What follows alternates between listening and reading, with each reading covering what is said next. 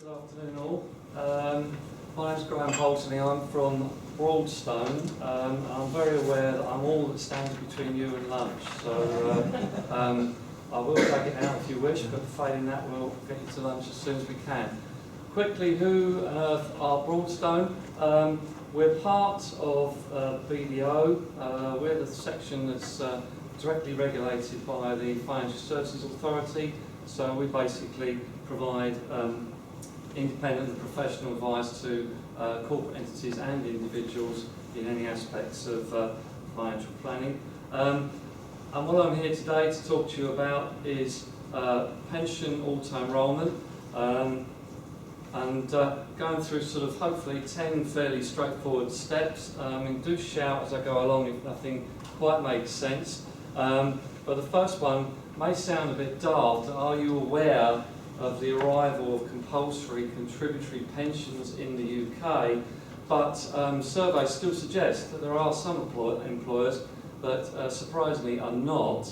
And in fact there was a survey published by Scottish Widows only this week that suggested that over half of the employees in the country have got absolutely no idea what auto-enrollment is. In fact, next month, October, so 3 weeks away or less, the biggest employers in the UK are going to have to start auto-enrolling their staff into pension schemes, so the likes of Tesco's, and in fact Marks and Spencer's have already started. They decided to go early, so auto-enrolment is with us and is going to gather pace over the next year or two.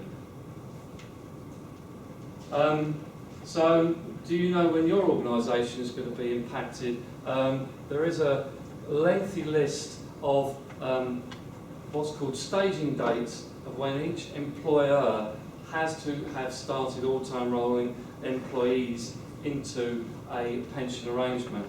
The key trigger date for your organisation will be the number of employees that you had on your PAYE scheme at the 1st of April that's just gone by.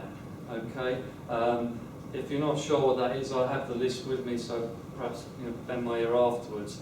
And what will be happening is that every UK employer will be getting a letter from the pensions regulator at least 12 months before your last staging date. It's a bit squashed, but basically it looks like that. So anybody had one of those already? So you're all still over a year away. Basically, in broad terms, the numbers come down pretty quickly. So, the likes of Tesco's and so on and so forth are this year, 2012. But by the end of next year, by the end of 2013, we'll be down to having included all employers. They've got 500 employees, and then down to 50 by April 2015. So it comes down pretty quickly. And then beyond that, it goes down and eventually encapsulates every single employer in the UK. So it doesn't matter if you're a one-man self-employed band. If you've got an employee that's going through the PAYE NIC system, she is going to have to be auto-enrolled at some point. So in broad terms, who do you have to auto-enroll? Well, basically, anyone on your staff who is 22 years old or over, under the state pension age, which of course this week is 65, and in the current tax year earning more than £8,105 per annum, which coincidentally is obviously the personal tax allowance. And in fact, it was only yesterday, the DWP announced that going forward into next tax year, they're going to probably almost certainly tie in the trigger for when an employee is qualifying with personal tax allowance. This year is sort of a coincidence. And then the actual qualifying earnings for contributions is going to tie in with the national insurance contribution band. Yes, it's dead simple. I didn't mention how straightforward it is. So, what about people who fall outside those age bands? if you've got people, staff who are 16 or over, under 21, or even over state pension age, technically there's another jargon. They could be called non-eligible job holders or entitled workers, and theoretically could all get wrapped up in auto-enrollment, and if they fall into certain categories, can ask to be auto-enrolled, and the employer has an obligation to do so and to contribute for them. So please be aware that you may get all sorts of people asking to go into your pension arrangements. And what is key is it's irrelevant whether the staff are full-time, part-time, or on fixed-term contracts. The driver is age, earnings, and then they have to be auto-enrolled. One of the things that was changed from the original legislation was that originally, if I joined your organisation today, you'd have to auto-enrol me into your pension arrangement within a month of doing so if I met the criteria. Fortunately now, and it is key we're finding with organisations, particularly where there's high staff turnover, you can have a 3-month waiting period, eligibility period, and that does actually take a lot of people in certain organisations out of the equation completely. So what do you auto-enrol them into? Well, you've basically got two choices in a nutshell.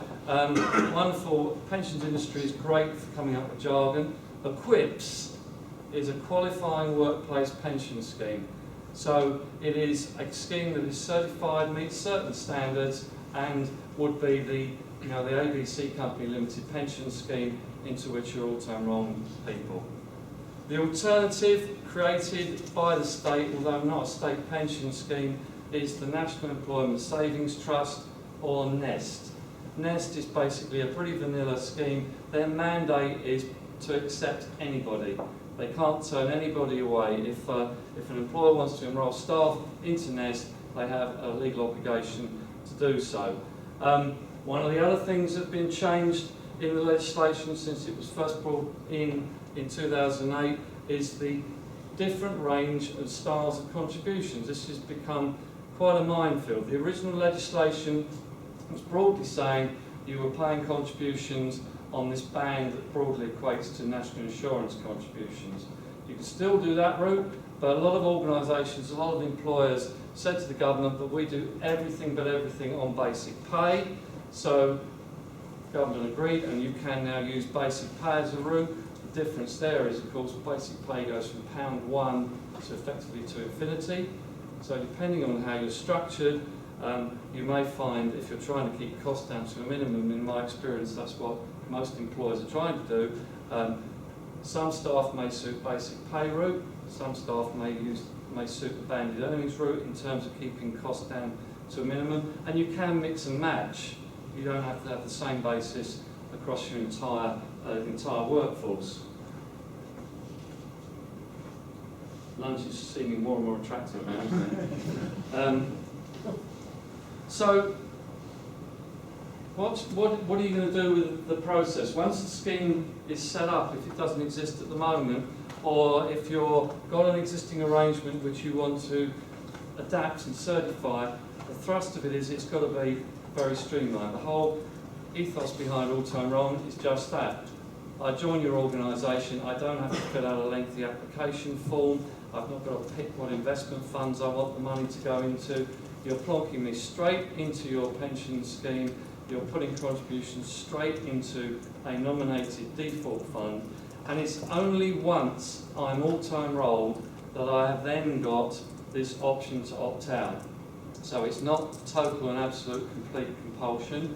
There is still a window for an employee, once auto-enrolled, to opt out, and when they opt out, everything is basically unravelled. Any contributions you deducted will be refunded. So you go back to square one. But the sting in the tail with that is, if anyone has opted out, you, the employer, have got to monitor these guys, and 3 years down the road, if they're still with you, you've got to re-enroll them. And then they have to opt out again, and so you go on and on. So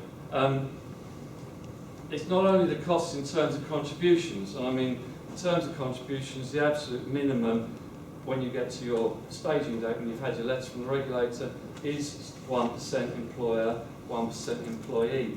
That gradually stages up until we get to what the DWP calls steady state, which we reach in October 2018. And by that point, the minimum contributions basically is 8% of earnings, of which the employer's got to be paying at least 3%. But not only have you got the cost of that, but as I say, it's the monitoring and the assessment of staff. Are their earnings over the trigger amount? Do they have to be auto-enrolled? Do contributions have to keep being taken, or have their earnings dip down again? If he has opted out, I've got to remember to re-enroll him in 3 years' time, and so on and so forth. So there's a lot of ongoing work, and the bottom line is the whole responsibility of auto-enrollment. Every aspect of it falls totally and squarely on the shoulders of the employer, and for all those aspects of it. We're finding that communications is absolutely key. As I said right at the top, there are still a lot of employees that have got no idea what auto-enrollment is, and the DWP has been doing some advertising and is apparently stepping it up on television as well later this month, so there should be a growing awareness amongst staff that they've got to be auto-enrolled into a pension arrangement. One thing that the legislation is very specific about is the non-encouragement of opting out. Staff can't be encouraged or induced, is the actual expression used, to opt out of the pension scheme. That is a definite breach of the regulations. Picking up on the fines type of thing that was mentioned previously, the regulator has got the ability, theoretically, to fine up to £10,000 per day for employers that are in breach of auto-enrollment regulations. And it goes so far in the regulations to talk about when you're actually recruiting someone, when you're actually offering employment, you cannot at that stage say, just to take a facetious example, we'll pay you £20,000 and there's a pension scheme, or we pay you £22,000 but just, don't worry about the pension scheme. That's an inducement to opt out, a definite breach, and can be hit with a fine. The regulator is going to be very actively policing auto-enrollment, unlike the stakeholder pension regime, which obviously is pretty much an unmitigated failure, and why we've got to this point. You can blame the Australians, we're still following their route in terms of pension planning. So there's all sorts of people involved. I mean, if you have an existing pension scheme, have you had a discussion with your pension provider about whether that scheme is acceptable, whether it needs to be amended, improved, tweaked for qualifying purposes if you're going over that route? Payroll providers. Anecdotally, a lot of payroll providers are not ready for auto-enrollment. They've been focused on real-time information, and auto-enrollment has taken sort of a bit of a back seat. Contracts of employment, do they need any alteration as well? So there's a whole raft of things that might need amendment and looking at for auto-enrollment purposes. In terms of our clients, what we are doing is starting up really with a comprehensive project plan, and we're saying to most, you really ought to be looking at this over at least a 12-month period to make sure you've got all your ducks in a row by the time you get to your staging date, assuming you're going to wait as long as you possibly can before you have to start doing this. And the impact assessment of A, the current pension scheme, B, what the costs might be for bringing in a lot of extra staff who perhaps aren't in the pension scheme already, and how you're going to cope with it going forward is another key aspect to the whole thing. And sort of spinning out of that as well, we've also got the situation with governance. At the moment, the pensions regulator has a voluntary code for anyone who's running their own pension scheme already just to sort of monitor it. It is almost certain that that will become a compulsory code in the not too distant future.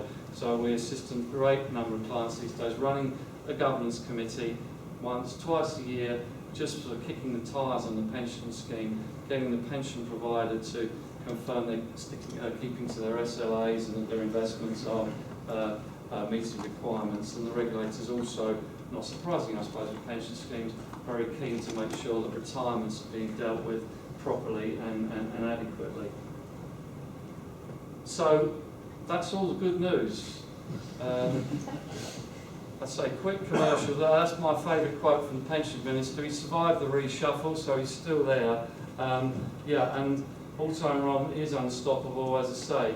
We've already got M&S started, Tesco's, etc. in October, and then by the end of 2013, the regulator says that there will be 18 million employees that will have gone through the auto-enrollment process, whether it be into your own employer pension scheme or into Nest.